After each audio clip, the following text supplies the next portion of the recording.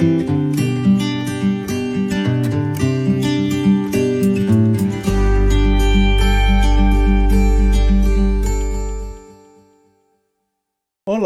bem-vindos ao quinto e último episódio da websérie Turismo e Mudanças Climáticas, Qual é o Nosso Papel? Uma iniciativa do Programa de Fomento ao Turismo Sustentável de Brumadinho, desenvolvido pela Vale e executado pelo Instituto Rede Terra. Nessa websérie nós vimos e discutimos bastante sobre os impactos das mudanças climáticas na nossa atividade, no nosso setor de viagens e turismo, mas principalmente a gente buscou ajudar o pequeno empreendedor do turismo a entender qual é o seu papel na mitigação e na adaptação às mudanças climáticas daqui para frente. Nesse quinto episódio a gente vai falar de futuro, o que esperar dos próximos anos, de um futuro, de um curto prazo, e como que a nossa adaptação pode se tornar uma estratégia de um melhor impacto e maior harmonia entre o ser humano e a natureza. A gente vai ter uma história super inspiradora, vinda de Brumadinho, e aqui no estúdio a gente tem novamente a Jaqueline Gil. Muito obrigado, Jaque, especialista e pesquisadora nas relações entre turismo e mudanças climáticas. Muito bem-vinda novamente. Bem, Jaque, chegando nesse último episódio falando de futuro, para mim parece inevitável a gente relembrar um termo que a gente mencionou lá no primeiro episódio, que é justiça climática. Queria saber de você, na sua opinião, o que esperar do futuro do nosso setor e dos impactos das mudanças climáticas para comunidades tradicionais, produtores rurais e para os pequenos empreendedores do turismo no nosso país. Bom, Gustavo, primeiro é um prazer novamente dialogar com você aqui neste conjunto de episódios que a gente vem discutindo temáticas tão importantes neste momento como mudanças climáticas e turismo. Em relação ao futuro, a gente vem recebendo inúmeros alertas da ciência já há algum tempo de que nós precisamos interromper a rota rapidamente em que estamos. Se a gente continuar, e aí falando de turismo e também de todos os outros setores econômicos, na mesma toada que a gente vem nas últimas grandes décadas aqui, principalmente após a década de 1950, quando se acelerou no âmbito do turismo esta prática, né, e não parou de crescer ininterruptamente, apenas com algumas pausas obrigatórias, aí, como o caso de uma pandemia, a gente não tem muito para onde correr, senão segurar o impacto. O que sabemos hoje da ciência é que nós já atingimos a marca de 1,1 graus Celsius de temperatura elevada, se comparada a tempos pré-revolução industrial, e estamos chegando muito rapidamente aos 1,5 graus, que é, de fato, até hoje, considerado um limite mais ou menos tolerável no âmbito do nosso planeta, e que a partir desse 1,5 a gente tem que voltar para trás, né? Vou fazer um processo de retirada desse carbono da atmosfera, o que não é nada simples, muito pelo contrário, né? Não se sabe ainda como e quanto tempo levaria para a gente conseguir reverter já o estoque de carbono na atmosfera. Dito isso, a gente consegue hoje saber que alguns países estão mais expostos aos efeitos das mudanças climáticas do que outros. E o Brasil é considerado pela ciência um dos países mais vulneráveis do planeta quando estamos falando de impactos negativos das mudanças climáticas. Então, regiões que já são quente e seca se tornarão mais quentes e mais secas. Regiões que já são úmidas se tornarão muito mais expostas a efeitos de mais água chegando, mais tempestades, mais deslizamentos, mais enchentes e tudo que isso traz consigo. Então, de uma forma geral, no nosso país, nós estamos falando sim de um futuro com alertas bastante repetidos pela ciência de que é preciso a gente inverter a rota para onde que estamos indo. E quando eu falo inverter a rota, é de fato pararmos com as emissões de gases de efeito estufa de maneira rápida e séria. Não é parar um pouquinho, é parar com as emissões de gases de efeito estufa, para a gente começar a minimizar os impactos, porque a ciência também nos diz que parar com a emissão dos gases do efeito estufa não significa parar com o processo de aquecimento global, porque não vamos esquecer que já temos um estoque grandioso de gases na atmosfera. Então, é um processo de limpeza desses gases, o que obviamente não é nada simples. E quando a gente fala de um país altamente vulnerável, no caso do Brasil, a gente está falando novamente, voltando para a justiça ou para a injustiça climática, de maior impacto para quem menos contribui para o aquecimento global. Então, a perspectiva que a gente tem, se continuarmos exatamente na rota em que estamos, não é positiva. Muito pelo contrário. A ciência tem vários cenários construídos para o futuro. O mais tolerável ou menos danoso é este cenário em que a gente para no 1,5 graus centígrados. Agora, há cenários construídos pela ciência para os outros casos de mais aquecimento. Chegando a 2 é catastrófico, passando de 2 é destruidor.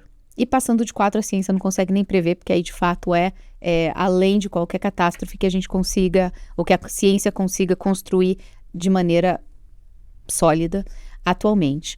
Então, nós, se quisermos continuar com as atividades que a gente tem hoje, no estilo de vida que a gente tem hoje, o ponto mais importante é vamos substituir tudo que gera gases de efeito estufa por aquilo que gera minimamente, ou que a gente consiga não só compensar, mas reverter o nosso processo econômico para a gente ser carbono positivo.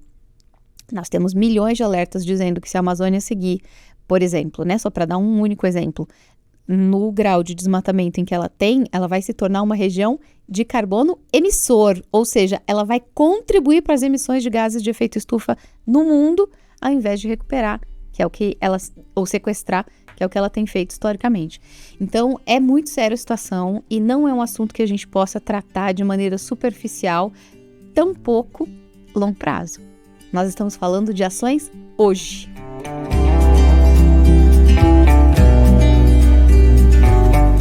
Eu vim de uma família de agricultores que me ensinou a ter esse contato com a terra, com a natureza. Também sou de família de produtor, meu pai era produtor rural e desde muito pequeno a gente ia acompanhando para a roça e aprendeu com ele a trabalhar no campo e chega a ser ter uma necessidade de ficar bem no meio da natureza mesmo, e isso não tem preço.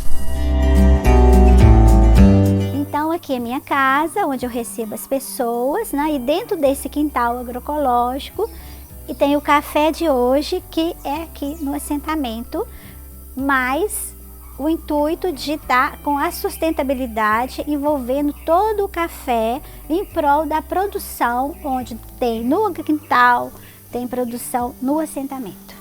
O lugar é maravilhoso, como vocês estão vendo, não tem nada mais perfeito do que em volta tudo da gente aqui, uma natureza maravilhosa. Pela experiência e a vivência aqui que a gente tem do quintal e do café e do assentamento em si, os turistas chegam aqui, ele toma o nosso cafezinho, que é tudo da terra, né? Que o café já tem esse nome, café de hoje, por causa que é os produtos que a gente tem hoje na terra. E com isso a gente tem também os produtos da localização, que é do assentamento, os produtos do quintal. E a gente não deixa de estar trazendo para o entorno essa rodada de produtos da agroecologia. Na verdade, a agroecologia, a agrofloresta, orgânicos, né?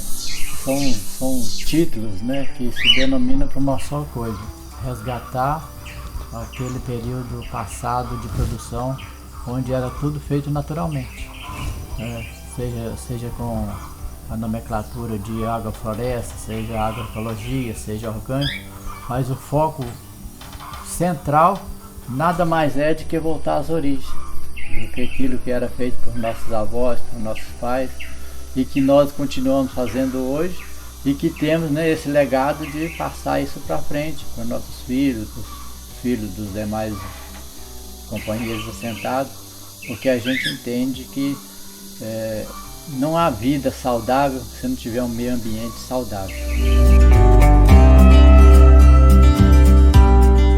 E que oportunidades diante desse cenário que não é muito animador, que oportunidades que o setor de turismo tem diante do que acontece, do que temos previsto para acontecer no curto prazo no Brasil, de aproximação entre o homem e a natureza, como que o turismo pode se aproveitar desse momento para poder fazer essa reconexão entre nós profissionais, os nossos clientes, nossos turistas e o meio ambiente, os lugares onde a gente atua e tanto ama. Claro.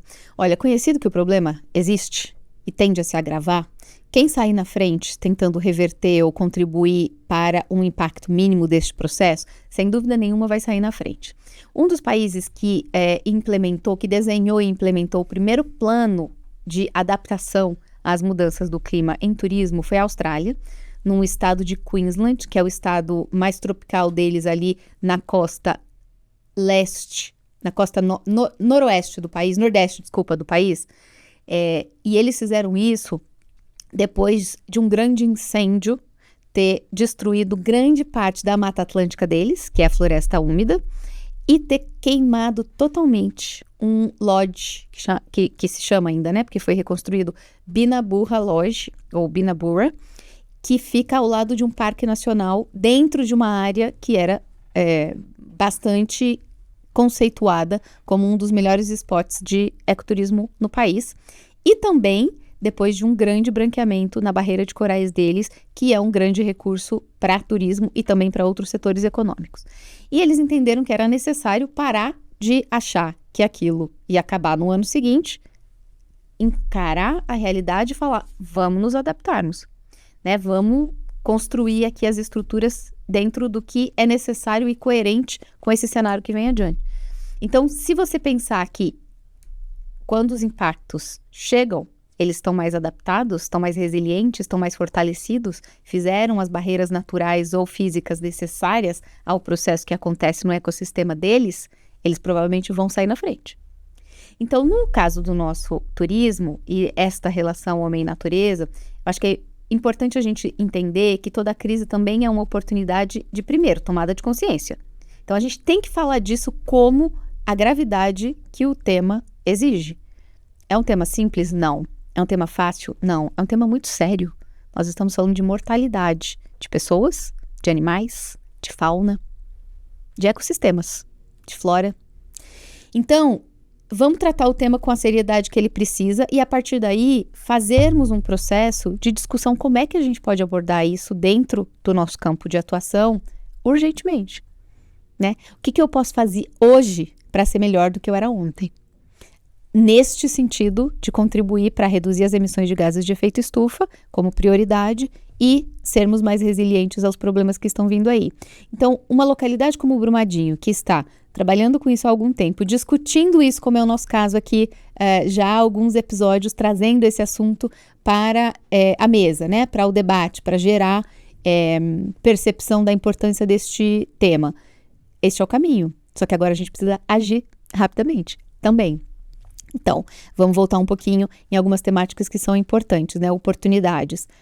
Turismo regenerativo é a grande nova fronteira no âmbito da sustentabilidade em turismo. Então, vamos regenerar ecossistemas e vamos regenerar espaços urbanos dentro do contexto sociocultural daquela localidade, sempre observando que eu preciso recompor fauna, flora, solo e águas, do ponto de vista de natureza, e eu preciso reusar todos os espaços urbanos que a gente já tem para evitar novas construções, mais resíduos, novas emissões de gases, tudo isso. Então, vamos trazer isso para o nosso dia a dia, né? Então, o turismo regenerativo é a grande fronteira para a gente trabalhar com ela. Segundo ponto, vamos cuidar da economia circular em tudo que a gente faz. Vamos tirar o plástico descartável da nossa atividade, vamos tirar qualquer elemento que gera resíduo, que depois vira inútil ou poluente. Vamos plantar árvore, todo mundo, muitas, sempre, e vamos escolher a produção e o consumo locais, principalmente dos nossos alimentos, que isso já contribui bastante para o que a gente faz. E o conjunto disso tudo, muito bem comunicado, pode chegar no turista que também está querendo se locomover até locais que são responsáveis. Esse contato com a natureza, ela é fundamental para o ser humano, porque ninguém vive sem o ar puro, ninguém vive sem contato mesmo com os alimentos que a gente produz da terra.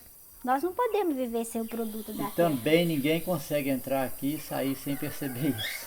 Exatamente. Então existe uma essência, eu falo que assim, a partir do momento que o turista entra aqui dentro, ele já vai sentir essa essência, porque a natureza mexe com o ser humano, entendeu? Então assim, a partir do momento que ele entra, vê o verde, vê as coisas ao redor, ele vai perceber a importância e como que isso é muito importante para ele ao redor dele, e não fazer com que a gente está passando por um período, né, que é crítico, que é o aquecimento global. Então assim, nós temos que trabalhar isso seja adulto, escola, até mesmo para levar para frente para novas gerações. Já é o meio também da sustentabilidade, o consumo em si, porque Consumo local, o consumo local. Economia solidária. Você aproveitar o que você tem, entendeu? Por exemplo, você tem uma coisa que talvez muitos achem que não tem valor, mas aquilo ali é o essencial, que valoriza você. Então a gente tem que ter o café de hoje, quando a gente fala o café de hoje, ele proporciona isso. A gente quer mostrar isso para as pessoas, que a gente tem que ter o consumo de hoje e compartilhar com todos os restantes que está aqui do assentamento, entendeu? Não só o meu produto do quintal, entendeu? Não é só o meu quintal que vai proporcionar o café de hoje, mas a pessoa que mora aqui no assentamento em si, ela pode trazer o bolo dela e colocar aqui no meu café de hoje. Não tem nada, nem pede isso, entendeu? Então, assim, é uma rodada com o meio da sustentabilidade caindo aqui no assentamento e no meu café e no meu quintal. E falando em oportunidades, para aquele empreendedor que já está tomando sua responsabilidade pelo turismo regenerativo, pelo incremento da economia circular, e a gente sabe que tem muitos empreendedores que já fazem isso, mas muitas vezes não dão um nome, né, de turismo regenerativo ou de economia circular. Se eu já tomo essa camada de responsabilidade, como que eu também posso aproveitar a oportunidade do que eu já realizo para comunicar isso para o mercado? Como que eu comunico isso para o meu cliente, para o meu hóspede, na minha pousada, para o turista que visita o meu atrativo? Como que esse tema deve ser tratado da porta para fora na relação com o mercado? Claro. Bom, primeiro de tudo é importante mesmo essa comunicação, é necessária, porque em geral o que a gente vê é comunicação ou feita de maneira muito ampla, quando há pouca profundidade em práticas, ou quando há muitas práticas, pouca comunicação conectado àquilo. Então, eu acho que, principalmente, a gente precisa comunicar com transparência. Então, o que é feito, para que é feito, em que quantidade é feito, o que aquilo gera de impacto naquela empresa e para as pessoas com quem aquela empresa se relaciona, sejam clientes, sejam parceiros, e numa sempre lógica de comunicação ao consumidor, no nosso caso ao turista, positiva, né? Então, ninguém quer usar o seu tempo livre, ou pouquíssimas pessoas querem usar o seu tempo livre para tratar de assuntos que podem ser depressivos, que podem pode entristecer outras pessoas e pode muitas vezes não ser exatamente o que ela imaginava em relação ao uso produtivo do tempo livre dela. Porém, quando a gente leva isso para possibilidades no âmbito das ações climáticas, então, olha, a situação é grave, mas estamos fazendo a nossa parte. E aí a gente comunica também envolvendo um conteúdo de educação. Então, olha, nós estamos fazendo isso porque isso contribui para aquilo. Olha, no nosso ecossistema, esta forma de regenerar o espaço natural é o mais coerente. Fizemos uma parceria com uma universidade, estamos trazendo ciência para mensurar o que a gente está fazendo. Fizemos uma parceria com o Instituto, que está contribuindo conosco no processo de geração de mais solidez no coletivo. Isso tudo é importante de ser comunicado, sim. Agora, só não vamos esquecer que ninguém merece ser bombardeado, né, com informações ou tristes ou incoerentes com o contexto daquela pessoa, principalmente se ela está em férias de lazer, né? Então, acho que a gente tem que respeitar esse espaço em que a pessoa comprou um tempo dela, fora da rotina, que já é cheia de problemas. Então, a gente pode trazer sempre uma comunicação no âmbito do turismo mais sensorial e também em respeito ao tempo da pessoa, o tempo livre dela. O grande ganho, mesmo que a gente já vem de antepassados, né, de avós, dos pais, é o respeito pela natureza. Dá para você conviver, dá para você sobreviver sem agredir. E isso é a nossa parcela de contribuição, porque não devemos esperar nada pronto de cima para baixo. É preciso que nós mesmos começamos com pequenos gestos e aquele trabalho de formiguinha que, com o passar do tempo, vai dar um resultado maravilhoso para todos. A gente valoriza essas questões, o valor de ter esse ambiente saudável, né? Essa produção que a gente tem aqui, que pode levar para as pessoas lá fora. Eu acho que isso é muito importante. Eu tenho um sonho de trazer isso para outras pessoas, que as pessoas venham visitar, não só visitar, mas que elas possam ter uma acomodação simples, né? Aconchegante, sem degradar a natureza, né? Mas que ela sinta isso, que ela possa ter esse momento dela com a natureza. Alguma coisa um pouco além de uma visita, uma convivência de um dia ou dois, para ela ir embora e saber que realmente ainda existem lugares maravilhosos. Enquanto coletivo do assentamento, eu acredito assim que todo mundo quer ocupar, resistir e produzir. Isso já é um sonho que foi sonhado lá no início do movimento, né? Então, se você olhar 21 anos atrás, o futuro já chegou para nós. Nós estamos até hoje ocupando, resistindo e produzindo e vivendo nesse lugar maravilhoso aqui. Foi excelente a gente poder debater esse assunto, que ainda é pouco debatido. Fico muito feliz de a gente contribuir com o nosso setor, principalmente para o pequeno empreendedor do turismo no Brasil. A gente sabe que mais de 80% dos empreendimentos do nosso setor são de MEIs, de microempreendedores, e que muitas vezes se sentem um pouco realmente perdidos, seja pela falta de informação ou da falta de saber como atuar para o enfrentamento às mudanças climáticas. Eu realmente espero que a gente tenha inspirado um pouco, esclarecido bastante sobre o tema e inspirado o pequeno empreendedor do turismo lá em Brumadinho, para quem a gente está se referindo e para quem a gente entrega toda essa websérie, mas também para o pequeno empreendedor do setor de viagens e turismo em todo o Brasil.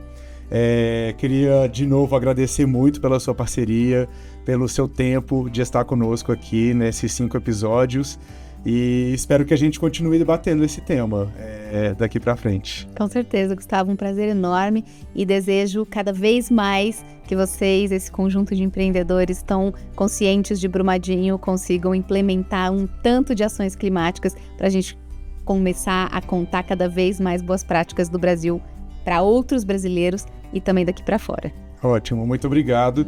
Obrigado a você que acompanhou essa websérie.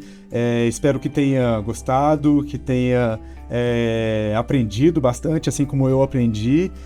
Se você gostou dessa série, não deixe de curtir, de compartilhar. É importante essas informações circularem no nosso setor para que a gente possa, de fato, mitigar os impactos das mudanças climáticas aqui no nosso país. Muito obrigado e até a próxima.